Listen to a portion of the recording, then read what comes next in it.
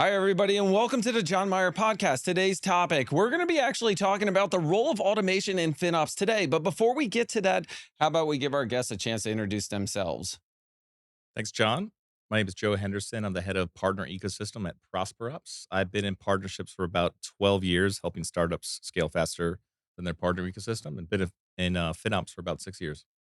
Thanks, John. Rich Hoyer, co-founder and CEO of FinOptik. We're a brand new startup FinOps management consulting firm. I've been doing FinOps. I built FinOps teams now in two other organizations, two and a half. Annika is an AWS reseller, and SADA a GCP reseller. So I built teams there. Now we've gone on our own. Rich, I'm going to kick things back to you, and I want you to describe what is FinOps before we get to our topic of automation, because I think the audience has heard it enough, but everybody has their own definition. Everybody has their own understanding. And then we're going to lead into the automation of it because that is, I don't even think we have enough time to go over everything, but we'll try to squeeze it all in. Yeah. That's a great question. It's a tough question to answer. You're right. It's really the cocktail party answer to your question is it's everything to do with managing spend on the three public clouds. So AWS, GCP are the big, all the main ones. And when I say everything to do, that means capturing the reporting. It means capturing the economics of the organization, understanding where the spend came from, and part of managing spend, of course, is operating efficiently and keeping the cost down. So that's kind of the overriding bucket. Of what it is. Joe, you actually have a backstory within FinOps and the FinOps Foundation, right? So you've kind of worked with the teams, understand everything. You want to tell us a little bit more about it? Yeah, absolutely. So a few years ago, I worked at Cloudability where we started using the term FinOps. And so from there, they brought FinOps out of the company and took it into the .org, the organization that it is today. And so a part of that, I helped FinOps Foundation set up their initial partner program. So we were working with service providers, ISVs, and the big cloud providers to become members of this organization and help the community grow. I think it's an honor to have both of you here on the show today and talk about it. Now, I want to talk about automation because the typical engineer in me says automate. All right, so automate my actions, my right sizing, my optimization, do all the stuff that I need to do that I don't have to worry about it. But there's more to it when it comes to FinOps. Rich? Yeah, that's right. What we see happen a lot of the times is when FinOps becomes a thing in air quotes in an organization, it's because there's been some kind of pain point around the spend. So let's back it all the way to Greenfield, where an organization just migrates to the cloud, and they're pulling the bills and they're reconciling the invoice, and that's kind of it. Usually, when they have awareness of a need to manage spend in a more rigorous way, it's because some problem came up. Okay. And most often, the people who are being asked to address that near term problem are on the technical side. It's usually a finance coming to the engineering team or whomever owns the bill and saying something in the form of, I don't understand how this allocates back the way the rest of the costs in the business do. Or they say, how on earth can it cost this much? So the first people usually that we see tasked with dealing with those challenges are on the technical side. And you're right. 99% of the time, those personas say, what tooling is out there where I can automate away my ouchie? That's the way they think from the get-go. When finance sees the bill, they don't understand why or how it could cost this much because in the traditional sense, now I'm talking about like the actual enterprises who were not born in the cloud, because those who are born in or migrated and they understand what cloud is and the cost and everything that's associated with it. If you think some of the traditionals, the bigger enterprises, the finances are usually the ones that control the budget. They know what it's going to cost over 5 years. Now they're seeing that their bill is 10, even 100 times more than what their traditional data center costs. How do you really get them to understand that in the FinOps culture? Well, and what's interesting about what you just said is that the larger, not born in the cloud organizations are usually even more sensitive to budget. They're more sensitive to profitability, gross margins, and so on than are the born in the clouds. There's a big psychology in born in the cloud around growth at all costs. We just basically need to grow. And some of those organizations, if you approach them and you talk about cost optimization, you might get pushed back because they say, don't restrain our growth. So you're 100% correct. The larger enterprises, so they're going to be more sensitive to margins, and they're going to be more aware, and they're also going to be less tolerant of variances.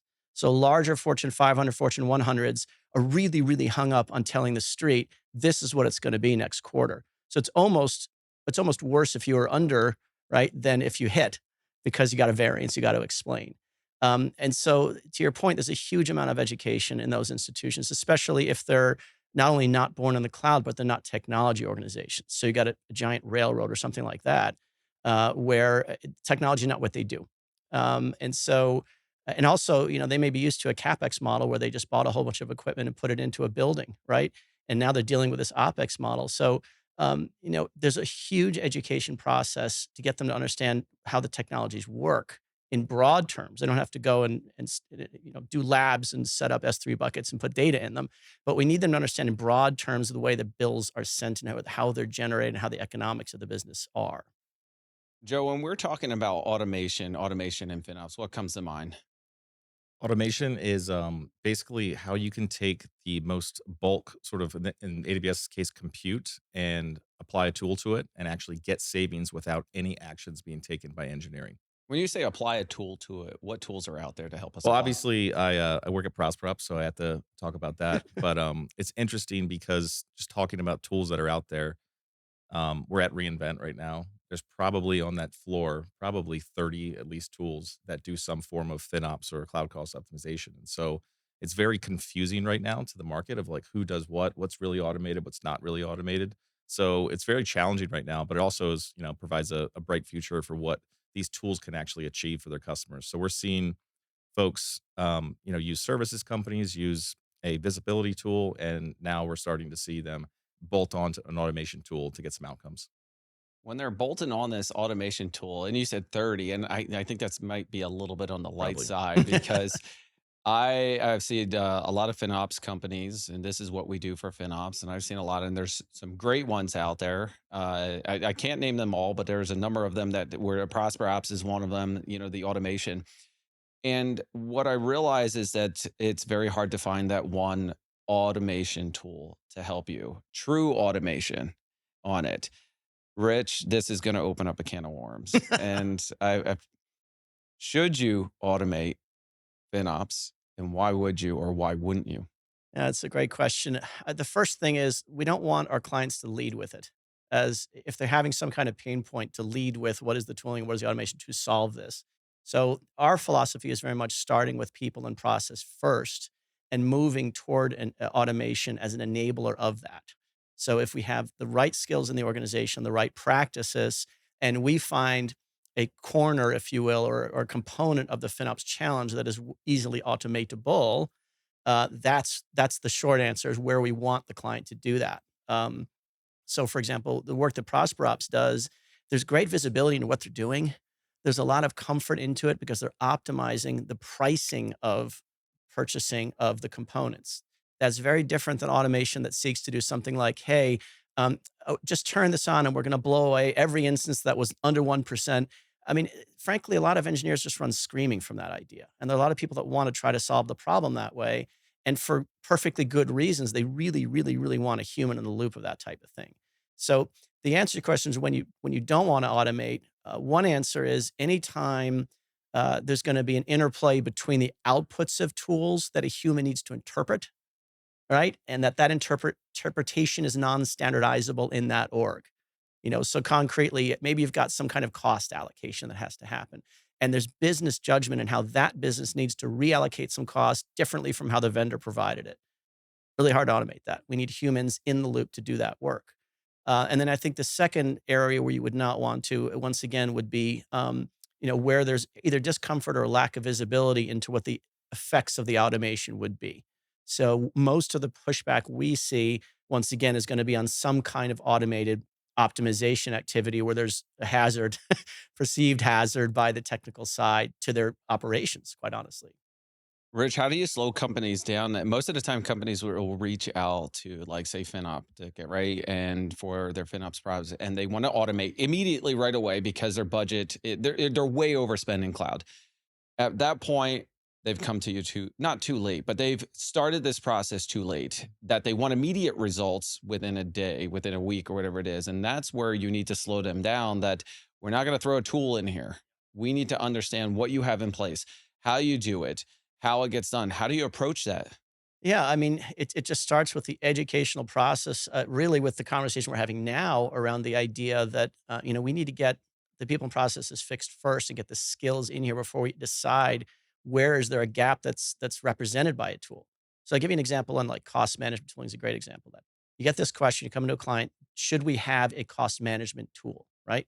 And there are a lot of good ones out there. And the answer is, well, what problem are you trying to fix? What exactly is the challenge you're trying to fix? If they have efficiency issues or reporting issues, let's say they're having reporting and allocation issues. That might be a metadata problem related to tagging in the platform, in the vendor in the AWS, for example. So the idea that they look, we can't segment cost by customer. Let's get a tool is not. You don't lead with that. You say, what is the cause of not being allocated by customer? Oh, there's a lack of metadata. Oh, your account structure is not great. So that's the first way we try to educate them is what is the outcome you're looking for and where is the problem? And through that process, you may very well decide there is a good role for a tool. And here's an example of that. Come to a client and there's a lot of frustration on reporting. Turns out the metadata is pretty good. Account structures are good. Their Azure subscriptions, naming conventions are good tagging, not where the problem is. And you dig in more and it's like, well, okay, we got three clouds and our people are going across three consoles and they're not always good at all three of them. And they're trying to combine all this stuff up into one report. Oh, but GCP accounts for compute dramatically different than does AWS. Oh, they don't split out the licensing fees for operating systems. We got to do that, right? Now we got a tool because the cost managers are really good at those two types of challenges. They can standardize across all three clouds. You get one pane of glass where you can see all the spend. And it sounds silly if I'm going to say this, but literally it can be a challenge when you don't have one to say, just tell me what you spent on compute last month. Just can you do that? You'll get finance with that kind of demeanor. And it's frustrating. To our earlier conversation, they don't understand why this is difficult. And so that's an example of where we can identify the problem wasn't in the metadata, it wasn't in the account structures or Azure subscriptions, whatever it is. It was in the fact that they had three different clouds and they didn't have the right skills to deal with three different consoles. You can also have IAM permission issues. So imagine somebody needs a reporting capability. Well, if you're doing that console, what are their IAM permissions? What data can they see? Now I got to deal with that, right? You can fix all that with a cost management tool platform. And that's not really automation per se, and it is in a way, but it is tooling, and that's very much related to the conversation we're having. But that's the answer, is you start with what's the outcome you're looking for? What is the root cause of the problem? Now can we answer if a tool can solve it? Well, talking about a tool or services or product like ProsperOps, Joe, how do you explain to people and that want to utilize it what it is and that you don't actually touch their services? You don't actually physically interfere with them, that it's only a billing construct and help educate them on that. Yeah, I mean, we just like to clarify that we are delivering savings outcomes. So all we're doing is plugging in a very lightweight way. We are finding the discount instruments that they're currently using, and then what might be some better ones that we can automate and then deliver those savings. So it it's not as easy as you'd think sometimes to explain it because sometimes they're used to buying a tool that does this, does that. It's a year subscription, and we are just a tool we sell mainly monthly, and we're just carving out savings every month. So yeah, the conversations are they vary. The conversation that customer you have with customers and explaining that, I want to say what about 4 or 5 years ago, cost optimization was huge, right? There were companies that would say, I'm going into your AWS account, I'm going to analyze everything. I'm going to say that you should use this EC2 instance versus this one because it's more performance and less cost. Go to this S3, all that. And that's where the confusion lies with customers because they think you're going to take their instance and go from an x86 to an x86 and you're going to change the instance type and educating customers that you're actually not touching their console. You're only dealing with a billing construct for the best cost savings possible. Yeah, and there's a helpful construct to help get them comfortable with that. So even apart from the topic of automation, one of the things that we help our clients understand is the distinction between cost optimization sounds like this one big bucket, but there are two very important components to it. One is pricing efficiency, which is what ProsperOps does. In other words, maximizing or optimizing your participation in the vendor's discount program. It has nothing to do with the operation of their environment whatsoever. And the other is what we call operating efficiency. And that's when you deliberately split those ideas out, you get them comfortable. There's nothing to do with shutting stuff off or downsizing or changing it in the infrastructure and the environment. That's operating efficiency, nothing to do with this. So that will get them comfortable. There's a very distinct split. And by the way, just Joe, this is going to relate to you, Joe. Uh, Splitting that also helps them get away from dysfunctions like this. Man, your ECTO bills last month. Oh, just RI cover it. No, no, we're not doing that. I've seen that where people think this, all right, I'm just going to throw all these RIs Yep, at it. yep, And then they're like, oh crap, yep, these are not covered. This yep. instance is not covered. And then they go to a company, say, help me out. Yes, And yep, you're like, I'm sorry, yep. you've locked yourself in. There's very minimal we can do. The first thing you do if you don't understand RI coverage is talk to somebody who does before you go and purchase it. And sometimes you have to be, frankly, just a little bit of a bully about it, right? So you got this client. One of the things we look at operation efficiency wise is evenings and weekends non-prod. You shutting that stuff down? Just RI cover it. I've had that conversation a number of times. And it's like, I don't want you discounting your waste. I want you eliminating your waste. Or evenings and weekends non-prod. Well, that stuff has to be patched. Come on, guys. We're not in the data center. We're in cloud to be elastic and flexible. That's not a good reason. So Rich, is there an area that automation really thrives? I think it's doing very well in these spaces around pricing efficiency for all the reasons we've covered, right? So you have a good outcome, you have a very low risk outcome, and frankly, you have better participation because the client gets comfortable with what you're doing and they're not worried there's going to be a disruption. I think that a very interesting conversation is where does it go from here and how does automation change? Joe and I were talking about that earlier. Very, very interesting, I think, where this might head. Okay, share. Where's this going? Where would automation head? What's the future look like Yeah. for it? So as we sit here today, one of the ways I answer the question, where is automation not working well? It's wherever we need a human to execute a procedure. Um, and we used to joke in the early days of cloudability. This is a Dave Winter quote. We used to joke, the only thing the machines can't do is talk to humans. And the context of that discussion was, you get a lot of recommendations out of a tool like cloudability, but it's very hard to know if it's a wise idea to follow them. Should you really downsize that thing? Should you really, turn it off? Is there a reason why it's there? And so in those years, it was a true statement. Only humans can talk, machines can't talk to humans. That's becoming less true now with generative AI. And so I think there are all kinds of interesting areas where that could start creeping into the FinOps space, where you can begin to automate procedures that today I develop for our clients to execute with humans doing the work. And some of its communication, in the sense of how generative AI communicates, can have a big effect on this too. I think there's a concern though with generative AI because it's so new, Yep. right? We're still understanding it, and the output still needs to be validated by a human. Yes. Yes. That's 100% true. Joe and I were talking about that earlier, where when you have this conversation, it might sound like you want to leap immediately to, okay, now your your AI bot is looking at what ran last night that was at 1% CPU. Do you want that to go, oh, I'm smart, I know this needs to be turned off and do it, which is more similar to the automation we see today, where there are more simple if-then rules. The reality is, I think what's more interesting is how does it start to communicate to the humans in this form? You come into work on Monday morning and your AI chatbot says, good morning, John. Did you know you had, five M5 24XLs running at 1% all weekend, right? What do you think we ought to do about that?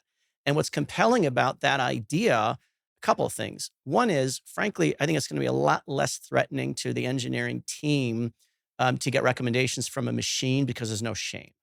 One of the big inhibitions we see to taking action on optimization is technical teams feeling understandably defensive. They're humans.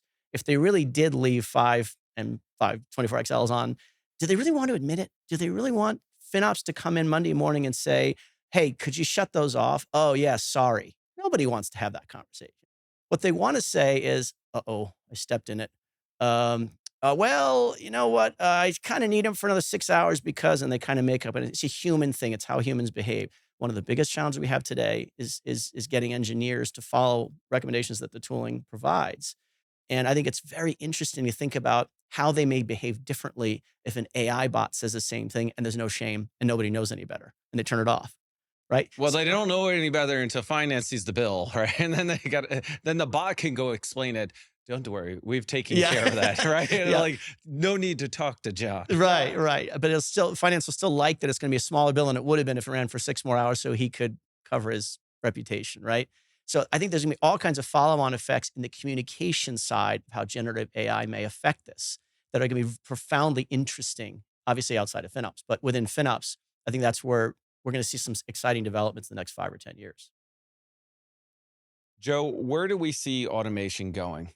Well, in the context of partnerships and FinOps partners specifically, so in the past 6 years, I've worked with a one-person FinOps consultancy all the way to the big city, New York City, 1,000-person consultancies, and where they've had success is they are opinionated on like what tools potentially they have to use, and then they deliver services, and they have an overall outcome. So where I see this all going is the smart service partners are going to have that tool set.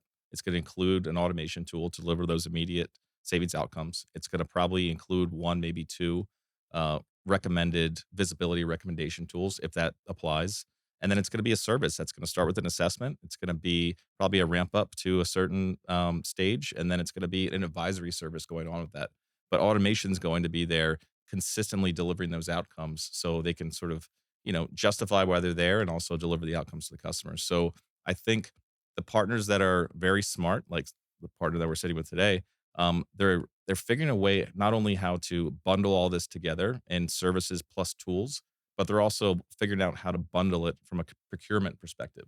So leveraging things like the AWS marketplace. So think of it as, instead of, I'm going to sell you this service engagement that's going to be 6 months, it's going to cost whatever it's going to cost.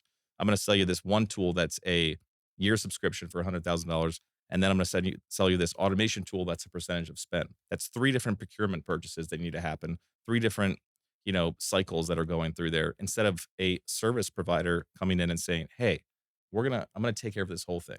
We're gonna do this assessment. We're gonna see what tools are appropriate.